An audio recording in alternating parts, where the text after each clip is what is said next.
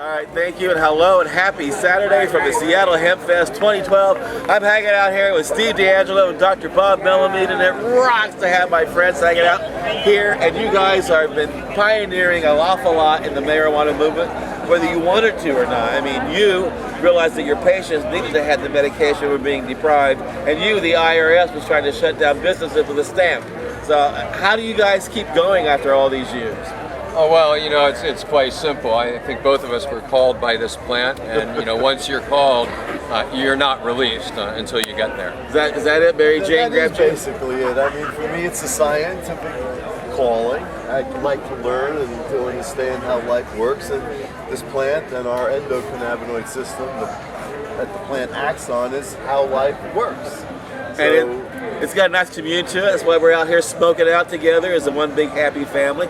People say that, you know, if you re-legalize marijuana, you're going to have a bunch of stoners going wild. We're not going wild, are we? No, I think that we're in perfect balance here, right? Yeah, but look at how wild other stoners, probable stoners were, like Jefferson and Washington, and the horrible things that they did. Or wait, who was that guy? President Obama. That's right. That's President right. Obama. Yeah. Yeah, but so unfortunately, he's not creating. Well, he's a in world of denial. freedom. He's in denial. Well, and then we know what's wrong. The poor guy He hasn't smoked has enough. terrible cannabis deficiency syndrome here. It's a perfect example of what happens when people stop ingesting enough cannabis. And Bill Clinton, don't forget Bill Clinton. Right. And the longer he goes with that, the crazier he gets, right? Our president, that's right. And didn't Jack Kennedy have it in the White House too? Who knows? I think. Who Anyway. knows? Oh, are you kidding? Cannabis has been in every single White House. I guarantee you there's not a White House that has happened that cannabis hasn't been in it in one form or another. Now, has it not been a mind boggle for you working in Washington, D.C. to drive by these medical marijuana dispensaries in Washington, D.C.? Well, I'm in Colorado. Yeah, but you said you've been working there, though, right? Yeah. And then our politicians drive by them, and then they go into the Congress and they outlaw what they're. They don't have real dispensaries there. They don't have Harborside, for example. Well, in fact, the dispensaries Not are not yet open in Washington, D.C. They're still going through getting permitted and getting open. So hopefully a year from now, that will be happening. And you're right, it's going to be very interesting to see what's going to happen when Congress people hopefully not only just go past the dispensaries, but get invited to go in them and see what's really going on. And hopefully that's when we win their support. Exactly.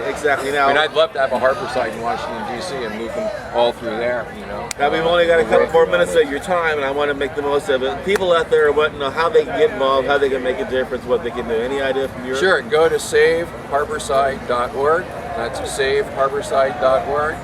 There's complete instructions there on how to plug in. And if that doesn't give you enough activism, then go to safeaccessnow.org, Americans for Safe Access, and they'll put you to work after that. And Dr. Melamede, how can people get involved in the medical aspect? Well, I would say everybody's going to make sure they contact their Congress people. That's the only way, both state and local, and let them know your opinions so that they also know that their future, their electability is dependent on them acting the right way. That's the scientifically sound, nationally healthy way.